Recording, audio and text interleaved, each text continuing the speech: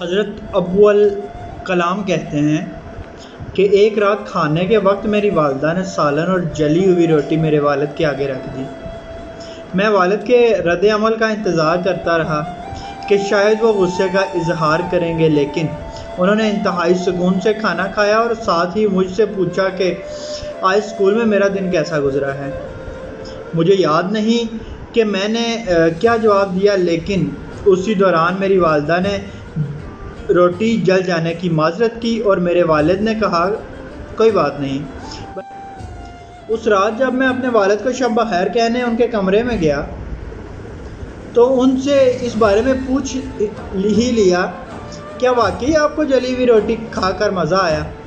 انہوں نے پیار سے مجھے جواب دیا کہ ایک جلی ہوئی روٹی کچھ نقصان نہیں پہنچاتی، مگر تلخ رد عمل اور بد زبانی انسان کے جذبات کو مجروح کر دیتے ہیں۔ میرے بچے، یہ دنیا بے شمار ناپسندیدہ چیزوں اور لوگوں سے بھری پڑی ہے۔ میں بھی کوئی بہترین یا مکمل انسان نہیں ہوں، اور میں یہ سمجھتا ہوں کہ ہمارے ارد گرد کے لوگوں سے بھی غلطی ہو سکتی ہے۔